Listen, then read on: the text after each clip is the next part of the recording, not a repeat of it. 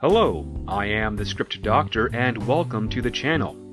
You remember in my episode 5 review I remarked about how that episode should have given us an idea of the state of the Federation and how the crew will be acclimated to this time? Well, not only did we not get that in the last episode, but they pretty much skipped over it in this one by giving us a time jump where the Discovery has been upgraded with programmable matter. How does the sphere data feel about this? I mean, we saw previously that it has been infecting the rest of the ship. Certainly it will have some conflict with these system upgrades. Or did they move the sphere data to Federation headquarters? We don't get many details. What we do get is that the Discovery has their nacelles detached for increased maneuverability. Now, if they'll reattach for when they travel via warp or spore drive, we don't know yet. But the reason, more maneuverability? There's no friction in the vastness of space. There is no need to worry about aerodynamics and maneuverability unless your spaceship is also designed to enter a planet's atmosphere, and after their last planetary landing, I doubt they'd want to do that again. More maneuverability is not a valid reason. The whole detached nacelle seems more for aesthetics rather than something practical. Does it function? Who cares? It looks cool.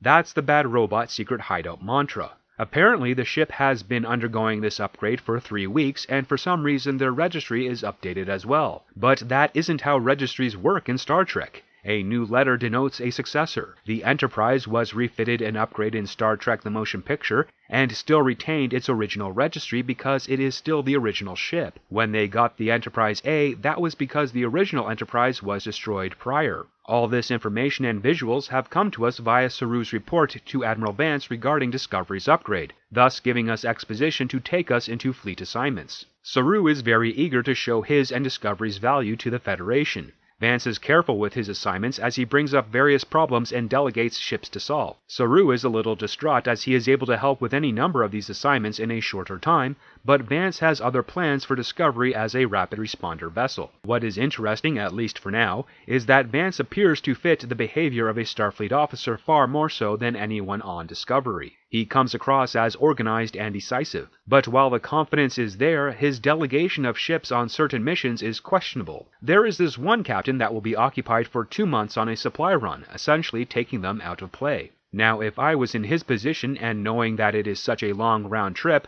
what I would do is keep the normal ship here and schedule the Discovery to do that mission at a later date. After all, there may be another mission that the normal ship can address in a quicker time frame than a supply run. And when you have a month of play for a delivery, that gives you flexibility. What is strange is Vance's response when another captain inquires about the rapid responder classification. Vance reveals, a little vaguely, that they have an advanced drive system that can allow them to instantly travel anywhere in the galaxy. He is adamant about not letting this information leave the briefing, but in the previous episode the Discovery spore jumped away in front of the entire fleet. Shouldn't those actions have been recorded by the sensors of all other ships around it? Would there not be officers in the galley looking out the window and seeing a ship spin in place and vanish? Another thing that is odd is that in these 3 weeks the Discovery was getting refit, did Starfleet not learn how to replicate the spore drive to be integrated into the rest of the fleet? That starship that's scheduled to go on a 2-month round trip, why couldn't they spend a month outfitting that one with the spore drive? We learn that the reason Discovery is staying at the ready is specific to a planet that may be attacked by the Emerald Chain.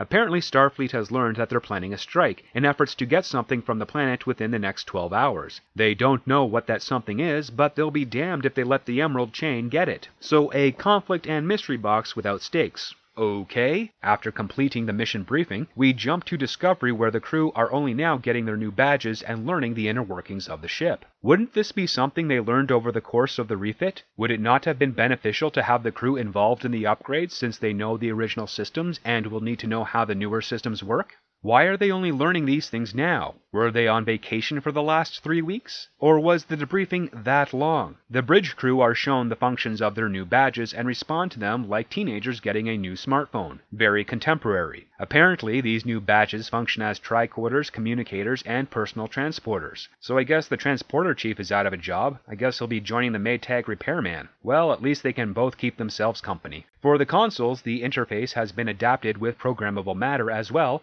which will create a new interface specific to the operator. The question I pose is this: will this interface only work for the senior officer, or will it have to change or reprogram itself when that officer is off duty and their relief shows up? Let's assume it is advanced enough to quickly change to whatever suits the operator best, but it seems odd to not have a standard console that the operator has to learn themselves. The computer is having to learn how the operator works, so if that is the case, that means that Starfleet training is far less a requirement for ship operations because the machine will adjust to suit the operator instead of the operator learning how to properly use the machine. It comes across as blurring the lines between the officer and the computer. Is the operator really doing anything, or is the machine making it appear as though the operator is doing something, and it is in fact the machine doing all the work by itself? A scary thought. While the bridge crew are playing with their new toys, they receive a hail from a ship on approach. When they put it on screen, it's Grudge the cat. Of course, the only officer on the bridge to recognize the cat is Tilly. And like last week, instead of learning more about the Federation or the crew dealing with these upgrades and new protocols, we get the Michael Burnham side quest episode. Book leaves a message aboard the ship about him finding another black box that survived the burn. Apparently, Burnham has been searching for these over the last year and has found 2 thus far. This third black box is on a planet in Emerald Chain territory, and Book is going to look around to see if he can find it for Burnham. Now, this side story does pertain to the overall plot of the burn and what happened, which I am not opposed to. I think it's good to get some plot developments in a series, but what annoys me is how Starfleet handles this information, or technically avoids this information. You see, Book's ship has crossed through the displacement field and was tractored into Discovery's shuttle bay, but no other Starfleet officers bothered to contact Discovery to get the details as to how this strange courier ship found them and what they are doing here.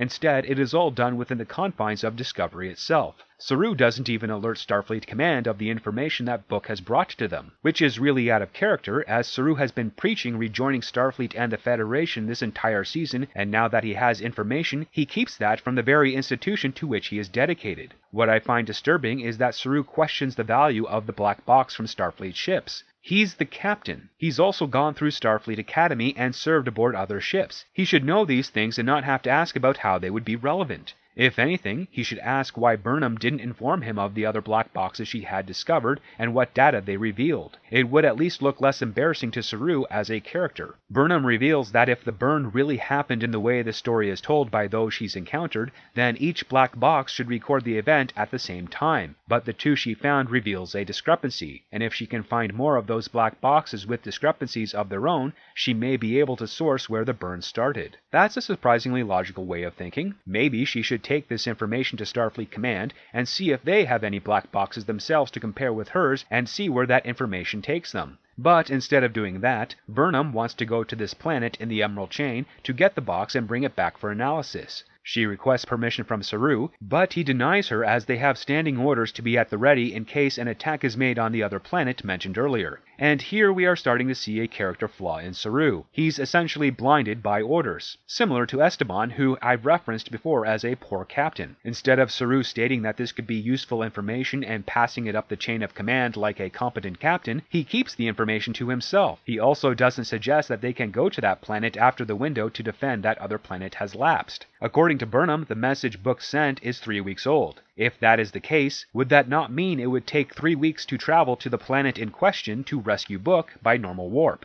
Which means with the spore drive they still have plenty of time and no real urgency to find this box. At least, no real urgency has been effectively established. This isn't a help me Obi-Wan Kenobi moment, although it kind of is being ripped off here. Burnham has no patience and takes Book's ship along with Georgiou to go after him and the black box. Well, so much for seeing what the rest of the characters are doing this episode. For Burnham's story, we're missing a key motivation: urgency. There is a running gag that Georgiou delivers about Burnham being in love with Book, but the series has failed to make me care if that is real or not. So the writers need to either have rewritten the season thus far, which I suspect they did during shooting a number of times, or give us a better reason to have Burnham go after this box now, which, given the parameters set up in this episode, doesn't exist. There is no ticking clock element in the story to compel any such action, so there can only be a contrived reason to put Burnham on this mission, and because it is contrived, I as an audience member have no investment in the rest of the episode because the actions haven't been justified in any way that I would care. While they travel to this salvage planet, Georgiou continues to tease Burnham about her being in love with Book, and then has a flashback that puts her in a catatonic state. In her flashback, she's hovering over a dead body, grief-stricken, calling for someone named San. Georgiou snaps out of her trance and is questioned by Burnham. So, we're going to have one of these things now. A PTSD flaw in Georgiou that will make her ineffective at the worst possible time during her missions, thus risking the success, or at least trying to make us think it will risk the success of a mission, when we know at this point it's just a distraction trying to disguise itself as character development. It's just a loose setup in this scene because it is interrupted with them dropping out of warp above a planet that is cluttered in starship debris. It is remarkable that after 120-odd years, the debris is still floating in orbit of this planet, when on the surface is a massive salvage operation. Why hasn't the debris field been transported to the surface, or recycled through the transporters to other materials? It's also antiquated without any explanation as to why. Oh wait, it's because of the burn, because that type of cause justifies this type of effect. Ugh. As they approach the planet, they are hailed by an Orion who demands they leave, and holy crap, what is up with his right eye? I know he's alien, but that's really messed up. Look at the position of his pupils. His left eye is looking dead center, and his right eye is looking more towards the ceiling. Georgiou verbally berates this Orion to let her ship land and buy goods. Much like with the scene in the bar in episode 2, Georgiou is making statements about a higher power being more upset with his underling if they do not cooperate with her. But it's difficult to pay attention to as the Orion's mild exotropia is incredibly distracting. When she brings up her currency of dilithium, he perks up and wants to confirm that it is real dilithium. Is there fake dilithium out there? Has this episode just suggested that there's a fool's gold equivalent, essentially a fool's dilithium? Yeah, this show would totally do that. You're cleared to land, but I've got my eyes on you. Well, definitely one of his eyes will be on her. After that dumb exchange, Burnham returns having reverse-engineered Grudge's transponder collar so that she can find Book, who never leaves the ship without his receiver. Nope, not important, moving on. On this planet, Burnham and Georgiou wander through the salvage center looking for Book. Book's by a forge, loading materials into a furnace, while some new Andorian character apologizes for tagging a new slave. Another slave who was helping Book a moment ago is caught stealing a water ration. Tolor, that's the Orion with weird eyes, arms his weapon and forces the slave to run for the upgraded fences. Tolor shoots at his feet as the slave scurries away. When he passes the perimeter pylons, his head explodes. What is odd is that he still walks a few steps after and doesn't fall. Would it not be more of an instant case? Like the guy's head blows up and his body quickly collapses? There's not much to it. The entire sequence is to just show how cruel Tolor is and that freeing the slaves requires disabling or destroying a laser fence. This shakes Book and he's ordered to return to work. Speaking of work, back on the Discovery, Adira is finishing some upgrades in the spore drive section while the ghost of her boyfriend...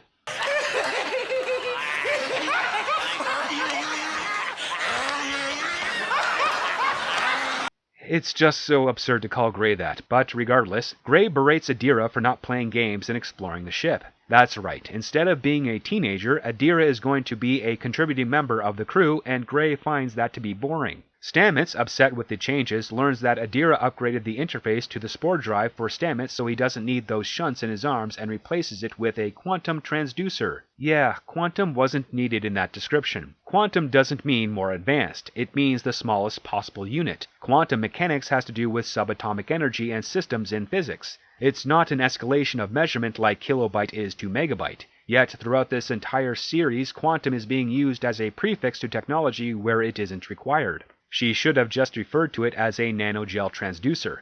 It's more direct and slightly less stupid. Stamets thanks her for the upgrade, and now that the spore drive interface is less intrusive, we can return to Burnham instead of learning if the Federation has the means to upgrade their ships with spore drive systems. So Burnham fiddles around with some rusted out badges, and she inches closer to Book. Georgiou is pushing on Tolor to get the tech for his security fence as she admires its efficiency. It's a laser fence. It doesn't look all that complicated. We have remote electric collar fences in place these days. In fact, Tracy Morgan tested one out years ago.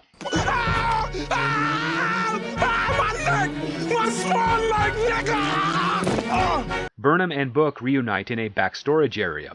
He reveals that he found the black box and it's hidden in the walls in his quarters. His plan is to get it to Burnham so she can go and he can work on his own escape. But this is Burnham we're talking about here. So we know she's going to rescue Book and the rest of the slaves in this salvage yard, making all of Book's efforts for an escape meaningless. Apparently she's done something like this before with Book as she asks if he remembers ISO 7. No one cares about ISO 7. Your inside knowledge plans are not interesting. If you want to make an inside plan interesting, you need to present a context, allude to a plan, and then refer to where the plan was first used.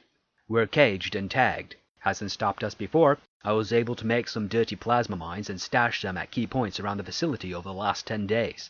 Like on ISO 7. All that's left is to disable the fence, and those bombs will be all the distraction we need.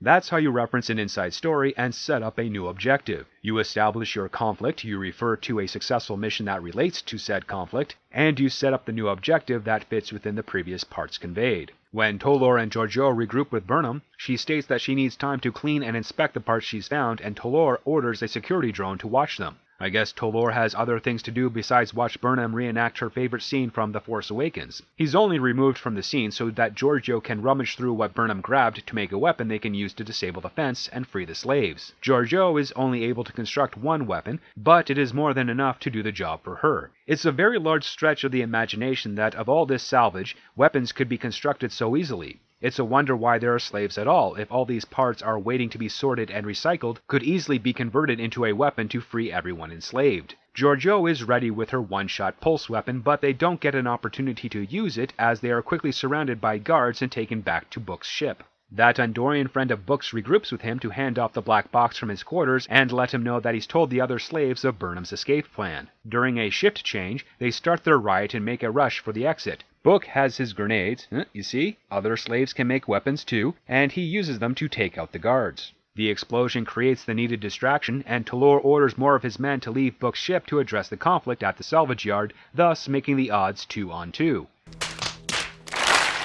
Naturally, Giorgio and Burnham attack Tolor and his one guard and beat the crap out of them. There is a moment where Tolor gets the upper hand on Burnham and Giorgio is hit with another panic attack, but it's all for nothing as she quickly snaps out of it and saves Burnham and deactivates the security pylons right after Tolor transports away. The slaves make a run for it when an Andorian guard steps out of a security tower and takes aim at Book. His Andorian friend jumps in front of Book to save him from the blast. Wow, I've never seen a bad guy this season actually hit someone before. We finish off the set piece with Burnham flying into the salvage yard, blasting away all of the guards. After Book cheers at their arrival, he rushes with his Andorian friend as they are beamed aboard. The other slaves, I guess, take over a ship and leave the world themselves for greener pastures, while Giorgio destroys all the other ships hovering above the refinery. Wow, that was extremely effortless. I mean, not a single guard or other ship shot back at them. And if they did, I bet they would have missed, as villains that are threatening could create drama and risk our hero's success. And who would want that?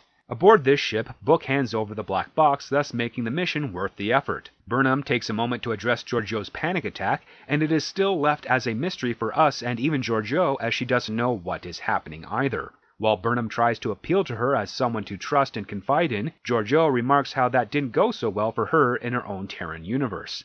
I suppose this is the first indication that these two characters might not be staying together for the rest of the series, that some type of divide will be put in place. This entire set piece with Michael and Giorgio rescuing Book was intercut with moments of Saru that were somewhat plot progression. Saru confides in Tilly about Burnham's absence and seeing traits in her he hasn't experienced since serving on the Shenzhou. Saru is surprised by Tilly suggesting that he inform the Admiral of Burnham's absence. Way to go, Tilly, putting the needs of others before your friendship and adoration of Burnham. What is interesting in this moment of Saru is that the show is laying down the foundation of Burnham finally facing consequences for her actions. Saru reports to Vance these details, and Vance orders Saru to make preparations to jump since talks with the Emerald Chain have failed. Wait, there was some form of diplomacy going on with them during this time? I thought they learned through intelligence gathering that the Emerald Chain was going to attack the planet within a 12-hour window. Now we learn that's not entirely the case because there were talks? Oh boy.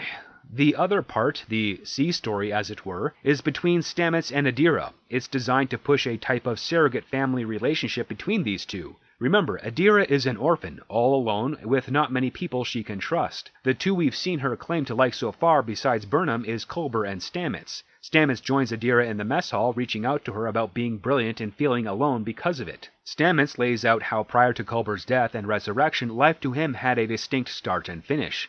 Then he says this. Before he died, I thought of life and death as this linear thing, with a distinct beginning and end. And now I know life will always surprise me. How does that change one's belief of a start and finish regarding life? His thesis statement doesn't support his conclusion. If he stated that life was predictable and felt that it was better served by a routine and then his experience with Culber's resurrection changed that, and now he says life is far more valuable and interesting because it has surprises, then we're closer to a coherent line of thinking. But asking for coherency from Star Trek Discovery is like asking for blood from a stone. Stamets continues to encourage Adira, which is a big change to his character. It would be funny to see Tilly get jealous of Adira and Stamets' friendship. It wouldn't feel very Star Trek, but I'm pretty desperate for something entertaining to happen in this show. You're kinda like the bomb, huh? What contemporary crap is this? The bomb? Kids don't even say that now. Ugh. After they exchange compliments, Adira takes a look at the old interface pods on his forearms and offers to return him back to normal, so to speak. Burnham reunites with Book and they enter the turbolift. The two kiss. It's pretty forced and doesn't have much passion. In fact, I think they crossfade to 3 other takes to make it appear longer and more intense. At Starfleet headquarters, Vance berates Saru for not having proper judgment and respect among his crew, specifically Burnham. He states that while Burnham's mission was rogue, it was also an opportunity. So, of course, Burnham made the right call, and this entire situation is Saru's fault for not passing information up the chain of command. While it looks like Vance was going to congratulate Burnham, he instead orders her to guess what he's about to say, essentially having Burnham dress herself down. She remarks how Vance has many responsibilities and that she broke her trust with her captain and Starfleet command. Vance is restraining his anger and disappointment with Burnham during this exchange and remarks how it would have been very unfortunate for Discovery to engage in an altercation without her first officer. He uses number 1 as the term, but that sounds odd to say in a formal discussion. I mean, Number 1 is a nickname for the first officer, it is not their official title. Vance remarks how because she saved lives he's not going to throw her in the brig, but she doesn't escape punishment completely. Saru is left in charge to handle that, as Vance has other responsibilities to address. Before he leaves, Burnham gets permission to speak where she attempts to justify her actions by stating that without knowing what caused the burn, the Federation cannot endure. Vance doesn't buy into her justification. He humors her on what her research will bring, not knowing that in this show, she's going to find out what caused the burn and fix it, and she's going to throw that back at him and he'll eventually apologize for not trusting her from the start, even though his actions thus far are entirely warranted. After Vance leaves, Saru gives a speech about how it was his fault to make Burnham his first officer, especially when Burnham warned him about her not being the same person anymore. Except, she really hasn't changed. She's behaved this way since the first episode, doing something she thinks is right against the orders of her superiors and apologizing for it later. Saru demotes her from first officer back to chief science officer, and while both are saddened by this, Burnham gives Saru affirmation that he's making the right decision, because only Burnham can set the standards for Starfleet actions and protocol. And there we have it. After all that was done, we finally see what the purpose of this episode was. To finally give Burnham a slap on the wrist for her actions. To try and convey to the audience that Burnham isn't always correct and that she will be punished when she compromises her crewmates. It is terribly disingenuous because the context for this action against Burnham is long overdue. But when they finally get to it, the consequences are literally inconsequential. Her punishment is literally slightly less responsibility. It almost feels like a reward. But in order for the writers to convey that this is a sad moment, they have Burnham on the edge of tears agreeing with this decision as if it actually affects anything happening on the show. We also don't learn anything from that black box either, so we don't even get an answer to confirm Burnham's theory at the end. I bet if they cut out that dumb bedroom scene that tells us what happened in the mess hall scene, we'd have more than enough time to learn if there is another variance and maybe open up the mystery of what caused the burn to tantalize us into wanting to watch the next episode. The title of this episode is Scavengers, but really it should have been called Waste Collectors because that's all it was at this point. The writing team could have collected all the bits we learned about the galaxy over the last 5 episodes and put them all together to paint us a picture of the state of things and what could lie before the crew. But instead, we get a wannabe adventure on a salvage world looking for a black box with no stakes and no drama. It's not even a complete episode. It kind of has a beginning, find the black box. It somewhat has a middle, get the black box, but it doesn't have an end, that being, what is in the black box? Does its contents confirm Burnham's theory? Nope, that's probably going to be saved for next week. And with next week's episode titled Unification 3, as I suppose the part 3 of Unification from Star Trek The Next Generation, that is an episode I am dreading to watch. If you enjoyed this video, please like, share, and subscribe. If you have anything to add to this episode, please leave a comment below. Thank you for watching, and never forget, it all starts with the script.